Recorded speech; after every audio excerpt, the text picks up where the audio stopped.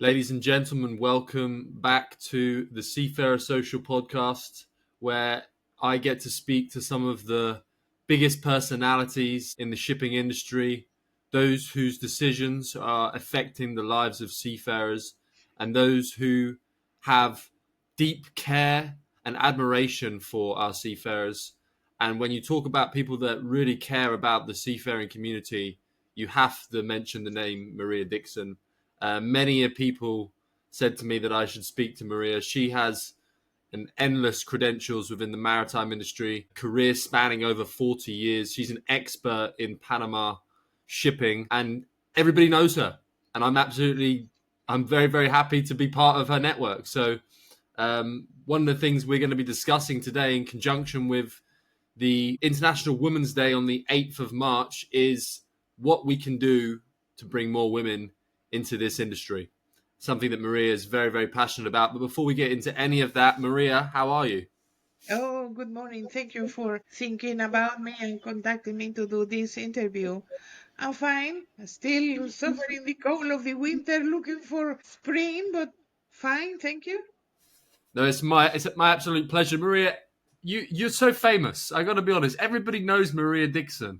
What is it about you that everybody within the maritime industry it seems to be on your friendly side? Why is it that you're so well connected? Well, I started in shipping in 1980 when there were like 3.5 women. Nobody was in shipping, only secretaries, receptionists.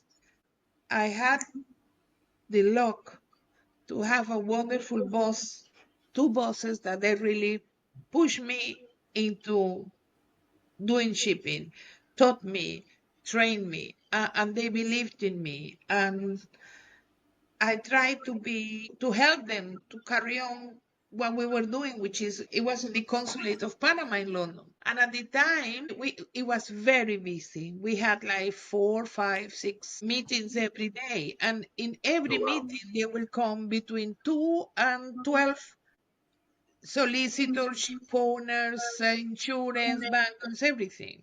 We were in the city. The city was very small in comparison. They all knew that Maria Dixon at the consulate will solve your problems. And they knew that I would work late. They knew that I would not ask for money or anything, but I was, very strict. And they started inviting me to their receptions and everything. And they would always say, and then I train all the clerks that now are retired, but all of them became senior partners. And they will send their clerks, go to Maria Dixon. She will tell you how to do it. So that's how Maria Dixon. I had the luck that I have an English name, so it was easier to remember. And Maria, which is everybody knows Maria, for so many different films and songs, etc. So I think I've been very lucky in that respect, in a very sort of light. And then I work very hard. I train very hard and I try to help everybody because I knew the pressures all these people had with their mortgages, the registration of the vessels. So there were deadlines and we didn't have mobiles. We only had telex and the cut time in New York for the dollars to pass the bank to it was adrenaline time. It was so when you have to dial and you have so many zeros in a number and you have to go to, and you probably the Jones who are seeing this do not understand what I mean. But when you have to use this phone, then it came the push button phone, so it was quicker. So yes, I think that's why that I started on the good foot.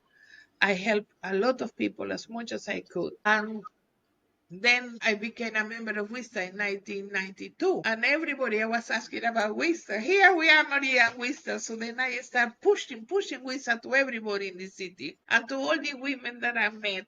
Have you heard of WISTA? So that's how I managed to put a bit of WISTA in the map. So it's all word of mouth. It's really word of mouth. So A good feeling. since the 1990s, you've been championing women in maritime. This is something that you've been pushing for, obviously, with Wista.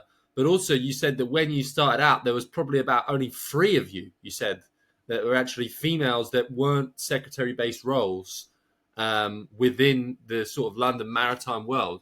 That's insane to see just how far we've came over the last 30, 40 years, right? Look, in the 80s, maybe towards the late 80s, early 90s, registrars we were Judith Francis from the Bahamas, another girl from Barbados, and myself in London. The rest were boys. Andreas, the guys from Liberia. Then it came the chaps from Marshall Islands, Clay Maitland. They were all, but we were only three registrars. So, and then the rest were either solicitors, few brokers, which is the one who were, they started Wista, and bankers. I remember Lei Chan Rusty. She was a top banker, and she was a woman in the 80s, 90s. So yes, we were very few. You used to go to a dinner, the IMIF,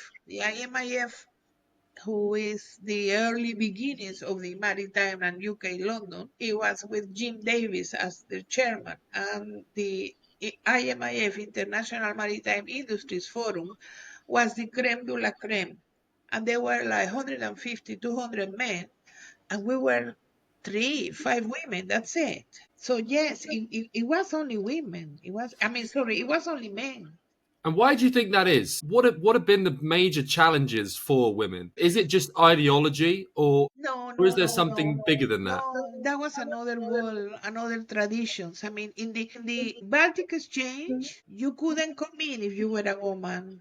There was one girl, one lady that went there, and she had to go through the kitchen in the 60s. They couldn't go. Women's could not allow. And then women's were allowed only on the bar at the entrance. You couldn't go to the rostrum or anything. There were no women's allowed. Women, they couldn't wear trousers. They have to wear skirts. We had all that in the 60s, 70s. I didn't live through that, but I have heard from my other colleagues that there were very few. So it's the tradition. You wouldn't, in those years, you wouldn't smoke in front of your father. So I remember my mother telling me that in the 40s, she told my grandfather she saw someone with a woman with trousers, and she thought they were so good. And my grandfather slapped her. My grandfather slapped my mother because she thought that a woman with trousers was good. Wow. Is that's the way life was. It's like now. That people would not conceive our life. We are evolutionating and we are pushing the boundaries. Remember, women couldn't be on board a ship. They considered it was bad luck. And that's obviously something that's massively changed now as well. We have a lot of female officers. I say a lot, not enough, but there are more than there ever were. And you have people like, I don't know if you're familiar, but there's a very big famous seafarer social media star called Captain Kate McHugh, who's a captain on board celebrity cruises. She's an American lady. In the Philippines, you have much more female officers now, but still, this is a 98% male-dominated industry when it comes to seafaring in particular. What do you think has changed over the last 10, 15 years as to why we are now seeing a rise, even though it's a small rise, but we are seeing more women on board vessels? I think there are 3 points. The first one, when we started, there were no women. But the biggest chapter, when they started growing, the biggest chapter was in Greece. That was the most numerous chapter. Why? Because all of them were the daughters of the ship owners and brokers. So it came in the family, and the families started embracing and thinking about the career of their daughters and granddaughters. Okay? So that's one point.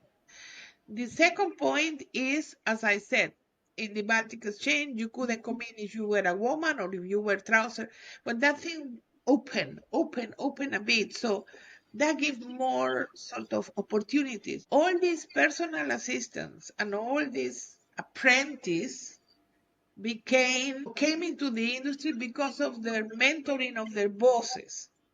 My bosses were mentoring me, and they will push me, and they wanted me to go ahead because they find it wasn't be such a threat because we're still earning less, we're still building the girls, we're still doing the coffee, you see, but and we will cover their backs, but they will push for us until they realize that we can work shoulder to shoulder. So I think that was the second one. And because you open all that stuff, the children or the people, then the schools open and they allow boys and girls to come and study. So then the girls, especially if you are a girl that have only brothers, you will feel like man is your element and you would not feel threatened. So then she will feel okay to go. Yeah. I was growing in my father's factory where they were all men. And I didn't feel threatened by men. I felt them like colleagues, like me. Different. They were men. I was a woman, a girl, but we were the same. We were human beings. So it's to do with the treatment you have in your house also. The same way that now you teach the boys and the girls to clear the table or to cook. 40 years ago, you would not teach a boy to cook, Yeah. ever. Yeah, it's crazy. You would not teach a girl to help daddy to change the oil in the car. Nowadays, this is different. So I think it's not intentionally. I think it's the evolution of the way we are living that it has changed all this. Yeah, I actually think that's a really interesting point because we can apply that to female seafarers, right? Perhaps if we digged a little bit deeper and we spoke to these women on board, do they come from a brotherhood of siblings? Maybe that's something. Did they have a good relationship with their father where they got involved in these things like engineering and mechanics and stuff? Is there that level? Is there that element which then allowed them to feel more comfortable and open to the concept of working at sea? What do you think are the challenges, though, that female seafarers face today while they're on board? Well, one of the challenge is the welcoming or rejection of the master, because the master will receive an email and will say, your next, I don't know, first engineer will come on Tuesday. She will be the report to duty. And he said, she? And then he said, her name is Emma, a woman. So maybe that's the way they present it to her, and the man is in shock. Or maybe they have, I don't know. You have to ask the crewing agencies or the ship owner. Or maybe they have said, Captain, how would you feel if we send you a girl? We cannot find a suitable boy. She's like that. And he may say, yes, okay, maybe he has daughters. Yeah, So sure. so that could be it. So the first challenge that you find is when you get on board. When you get on board, I have heard I've never been at sea, but I have heard colleagues saying when girls when they go there, I have heard the first day is very challenging because everybody wants to see them. Everybody wants to they feel like they are in a zoo. Everybody wants to come and see the girl. But then with the time, they know that they have to make sure that they respect them. And the first pass that they're trying to pass that barrier, that invisible barrier, they have to stop it. I had a I had a cadet. She's now a captain on a tug, and she wants to go further up. That was in Panama, and I remember that she was waiting. She waited 2 years for the ship. Then she found it a place in a Japanese ship who was a cruise ship who was used to go around the world. And I was telling her, look, make sure that when you wash your clothes, you are on your own. Make sure that you have your I don't know how you say it, like your pants and your bras and everything, they are in a decent size. You cannot have three seafarers there in the same washing room while you take out your thumb. You cannot do that. Yeah. You have to make sure that because the man will be up all night thinking about that. So you have to make sure that you play your part.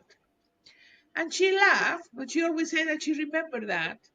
And in fact, one of the ship was attacked by pirates, and she fly very good during to repel that attack together with the colleagues. You see, so you have to tell the girls, you're going into a strange environment and you have to respect yourself so then everybody can respect you, and make sure that your boundary is very well defined so everybody will see you as a companion, as a colleague, as a mate, and not as a sex object.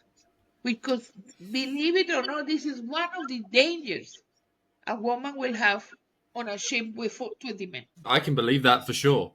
It's just really, really difficult for me to be able to understand that mindset, right? Like, and accept that this is a reality.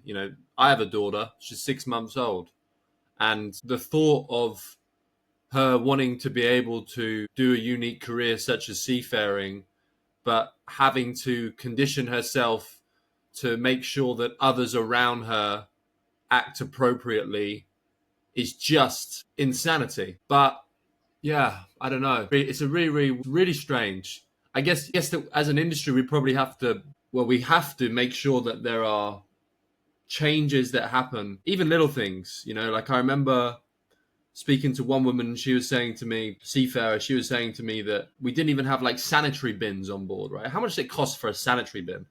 Like, what is that? Like $20?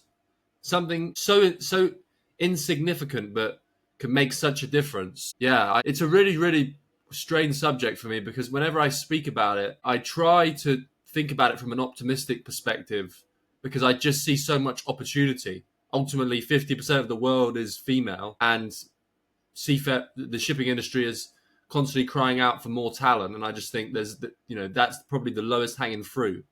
But then when you hear these things like a woman has to consider the fact that nobody else can be around her while she washes her pants, like that's just insane. It blows my mind. It does, but honestly, again, it's life. It's life.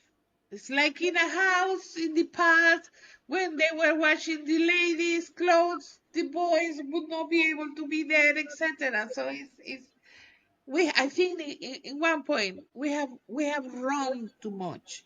We had advanced very much. We have things unbelievable.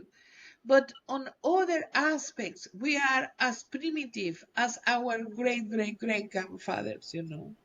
And is that you have to teach so much to the young generation, and not teaching electronics, math, IT, social is ethics, respect, empathy. You have so much for them to think about it, and this is the problem. I mean, how on earth we will have like a 12 years old or 13 years old being robbed by a phone? Where is our principles as a society? And that it will carry on until all these people, I mean, you are on a ship and there are 20 more people with you, and you should be able to leave your cabin open so nobody will come to steal anything. It's like here in my house, we have no locks, everything is open. You have a pound on that chair or on that table and it doesn't get lost, because if it's not you don't pick it up. So that sort of thing that you have to be. And I think that will be the secret of a happy ship, if there is a happy ship.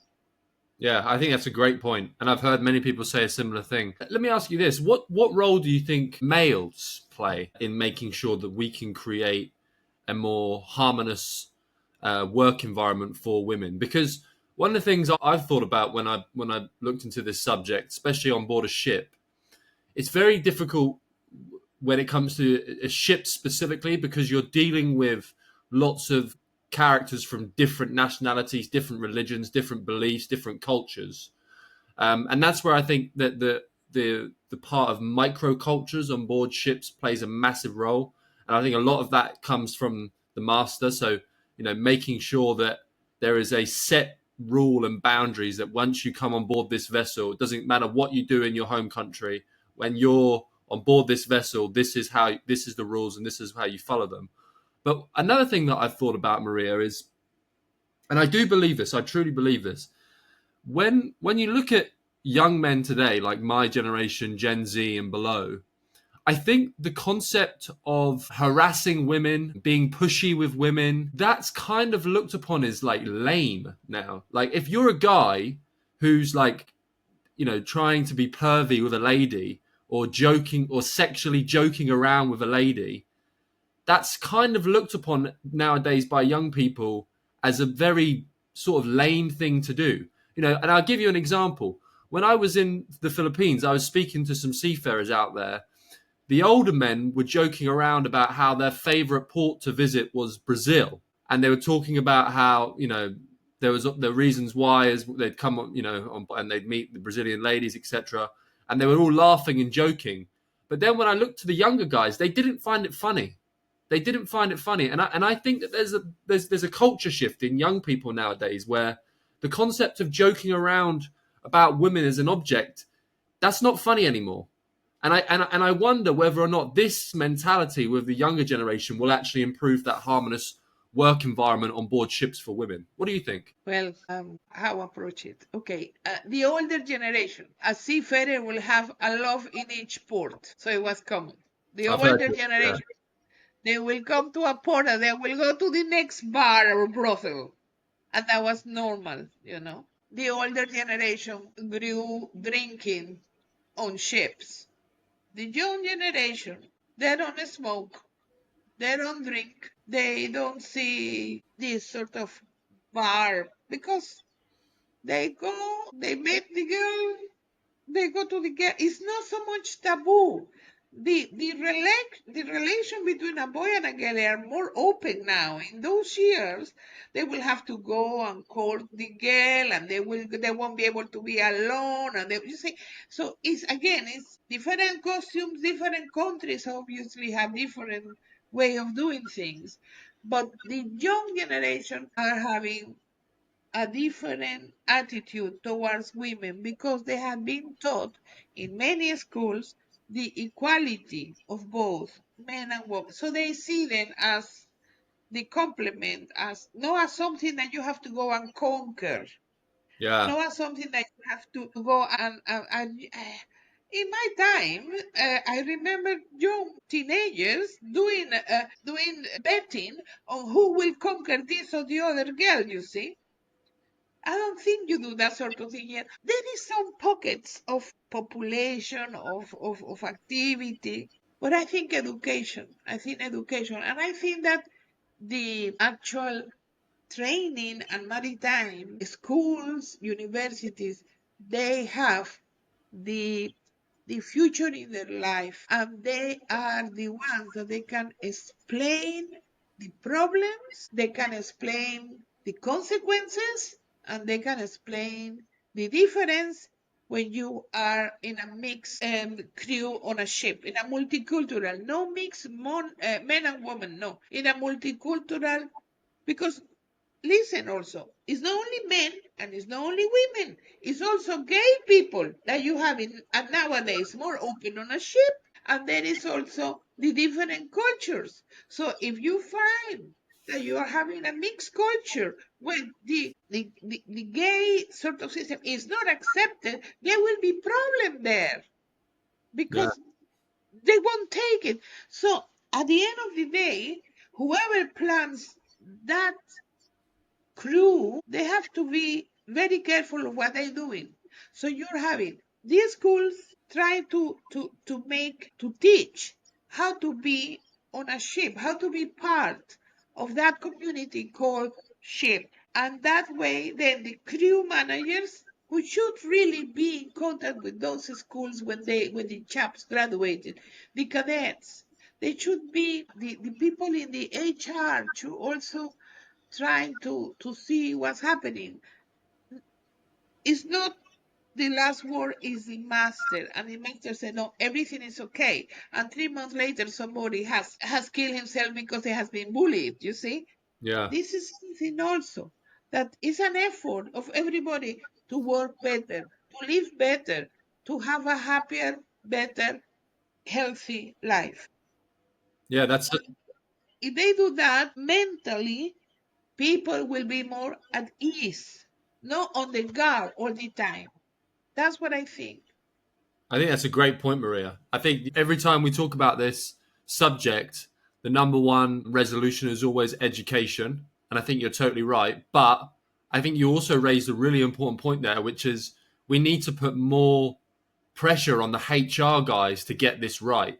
The HR people need the responsibility to actually understand not just where the seafarer is from and what their rank is, but what their beliefs are, what their sexuality is, what their history is, if they have children or not, and then understanding that profile of the person, not a seafarer, but as a person, and then applying them onto the chessboard correctly, choosing your selective crew is how you could create a harmonious work environment and an optimal ship.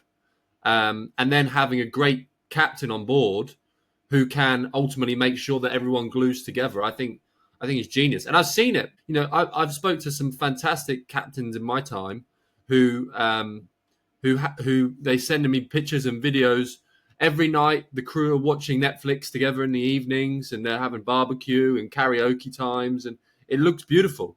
But on the other side, I've also heard other situations where no one goes to the mess room. Everybody stays in their cabins and doesn't speak.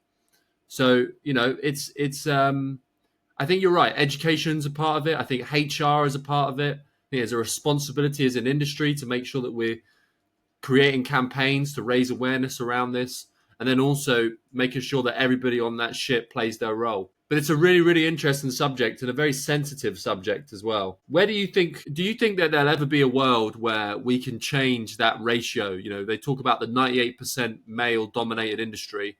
Do you think over the next, say, 10, 15 years, we'll start to see that margin? Maybe 10, 15 years isn't enough time for it to equalize, but do you think we can start seeing a larger margin of women come in and sort of increasing that 2%? 2 months ago, I was in Panama. The University of Panama does a program for ports, port administration, and port management. In the house, I was in the house with my brother, and we were there receiving a group of people that they had to do some practice, like internship, and they did it in his house because he has over 5,000 books. So they were trying to organize the library, and they came a group of about 20 people, only one boy. All were women.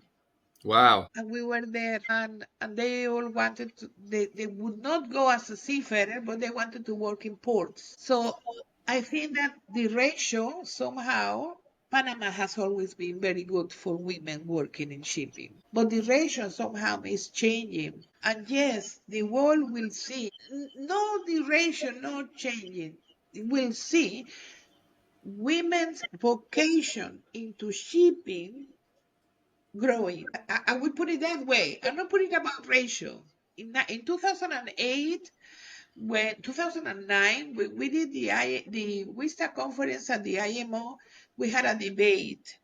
And the debate, we said, what about quotas? Do we want quotas?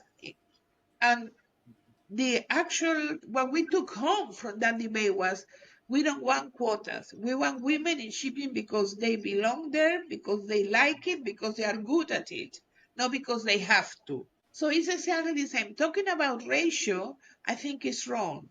We have to talk about vocation. And the vocation is, when women have the vocation and they are good at what they do, ship owners or the industry or the bosses will realize that they are good for what they need to. They don't need a man or a woman. They need a person that will do X amount of work. Obviously, if you have a big truck and you have to take it out and you have to have the sacks, you cannot. You have to be conscious that a woman will struggle with a sack. Although sometimes a woman on board you have to change the gas cylinder and she does it on her own. When they are men, they use two men. So hello, they are sitting there watching her struggle, but she does it. So women are women. Remember, we go to the maternities to have children. We are resilient, okay, and we carry a baby 9 months, so we are resilient. So sometimes, but also boys here in the West, boys are more now attached to mothers, especially with single parent Yeah. families. That's a good point. So they are doing more work at domestic work at home. So all that sort of thing, again, education and vocation is helping the two groups to integrate into a group that is going forward. So I think yes, it's going to change. I don't know how long it will take. It depends on how welcome they are on board the ship. But also remember something. And I read a couple of days ago that there is I think in the Philippines, there is a crew company that they are doing a new program to, as soon as the women have children, to be able, after maternity leave, to go back to work. And I know that a lot of women, they have the baby, but they don't go, they go back to work, they don't stay home. So, which is the fear of a ship owner. I have this woman here 2 years. The woman goes on maternity leave. I have spent so much money on her training. What happens if she doesn't come back? If the woman has a good salary, if the woman has good conditions, and the woman can pay for caring for her child, the woman will come back because those opportunities, salaries, and the job she loves will be worth it than going stuck on land doing something that it doesn't pay well and is like a rat race. So think about it. If I know that I make good money going on the ships and I have like 2 and 2 or 4 and 4 or something like that, so and I can pay someone to be in my house looking after those children, I will go back to my ship because I will need that money. Well, if I'm going as a secretary or something, I mean, there is no work here at the moment, really, that it will pay as much as that.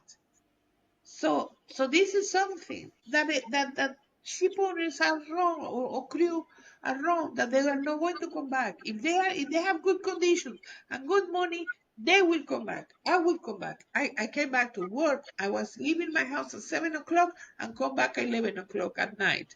Tell me, practically the whole day out. But I have someone here looking after my child 24/7. I have my husband working, and at 6 o'clock he will be at home.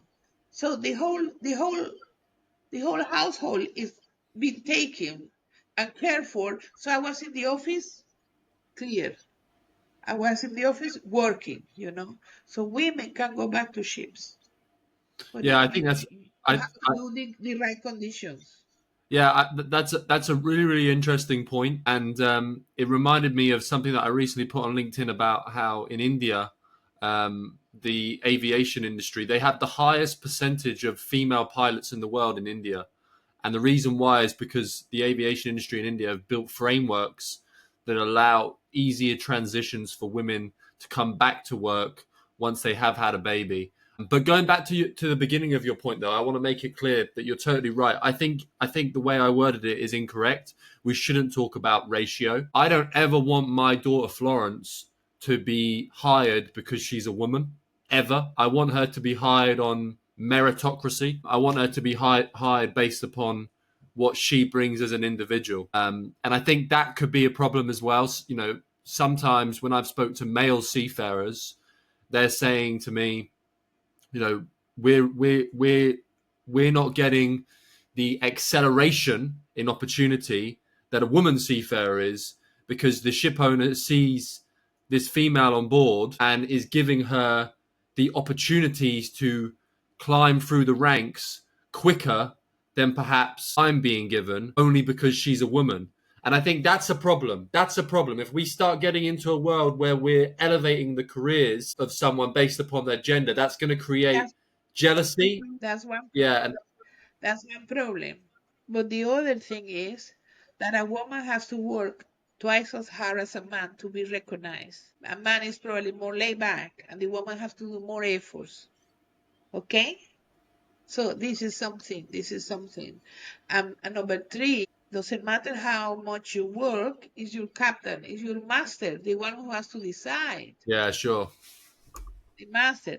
So yes, it's hard for them to excel.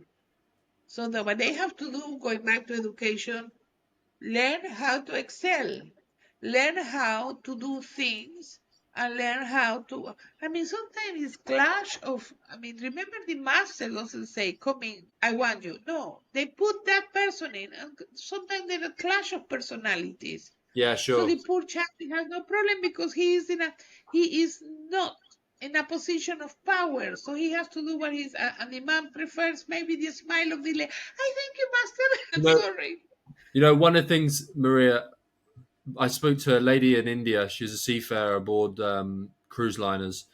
She's an engineer, and she said to me something that really stood out to me. Her name, she won't mind me saying this. Her name is Romita. She's a lovely lady, and she said to me, on board one of the vessels she came on many years ago, when she met the master, they were still in port. He said to her, "It's not too late. You can leave now. It's fine. Don't worry. We're not gonna judge you. You can leave. Are you sure you want this?" And she said, "You haven't even given me a chance." And by the end of her time on board, the master turned around and said, "I'm sorry. I'm sorry. I should never ever have been so presumptuous." And I think that just goes to show that if you we should never ever judge anybody by their gender. We should only ever base our judgment based on their abilities and skills. And for those who are being presumptuous, you might just come in for a big surprise, because, like you said, I've met women as well who are total badasses. You know, who don't need the hand of any man. They can carry extensive weights. They can do everything that a man can do, and sometimes better. Because you're right, we have to remember there is actually a level of pain. We're talking about physicality. There's a level of pain that women can deal with that a man will never be able to deal with. That's actually biology. So, yeah, I think it's been great speaking to you about this subject. I now being a girl dad and actually raised by women myself, I am someone that is massively in the camp for bringing as much power to women as possible, but not because they're women, but because they're great workers. And I think it's been an absolute pleasure to be able to speak to one of the queens of the maritime Thank world. you. No, That is you. I would vote for you as head of Worcester, and I think no, I think you'd be brilliant, Maria. I think you would. I I think a did. lot. I think a I lot of was men and women can president learn of from you. Vista UK. I was president of Vista UK for a few years here. And I think But I think I think they should take you I back. am now the president of grandchildren. But there's a lot we can learn from you, Maria. I There's a lot we promised can today learn. Chinese lunch. Yeah, They should be coming any minute to go for Chinese. nice. They don't have to. Yeah, good for you, Maria. Well, like I said, it's been lovely to be able to speak to you, and I'm so honoured to consider you as a friend now. Obviously, we're both doing some stuff for the IMO, and it'd be great to collaborate together further in the future, put our brains together and figure out what we can do. Because I'm really interested in being able to develop a harmonious work environment on board ships. I think that's so important, and it's more than just women. Actually, it's just about people, and people come in all shapes and forms. And like you said, I think another subject that we need to talk about a lot more is the LGBTQ community. That's something that actually no one's talking about on board ships. I spoke to a guy called Captain Thomas Lindegaard Madsen, who's a captain and board of director for Maersk, who's part of the LGBT community, and he said that it's not silly to assume that around 10% of the work environment are part of the LGBTQ community nowadays. There is studies out there to suggest that's the case for shore-based work. So I think it's not silly to assume it's the same for seafarers. And if that's the case, we're talking around somewhere between 100 to 200,000 LGBTQ seafarers out there who don't have any support, who don't have any networks, who don't have anybody campaigning for them and bringing light to and celebrating their sexuality and accepting it while on board. So that's another subject that we could also talk about in the future. I think that the whole thing starts in a school.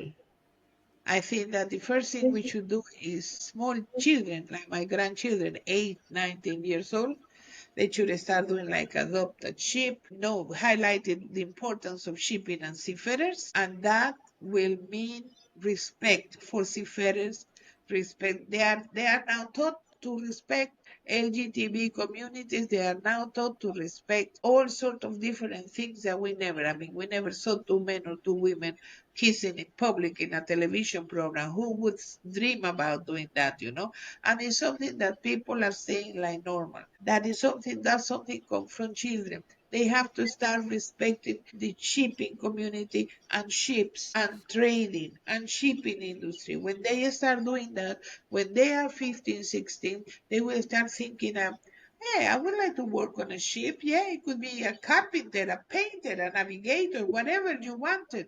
So this is where it started. And that's why we are failing. The government are not putting enough, and only in this country, worldwide, they are not putting enough effort on children and making the shipping industry blind, invisible. Only us know about it. So this is the first failure. When we start from little, like please and thank you, you do please, thank you, and we have to do now P, T's, and S. Please, thank you, and shipping. When you start teaching all that, when they go to our age, for them shipping will be the lifeline we all have. With no seafarers, no shipping, no shopping. I couldn't have said it better myself. Thank you, Maria, for taking the time to speak to me. And let's catch up soon. Thank you. Bye bye.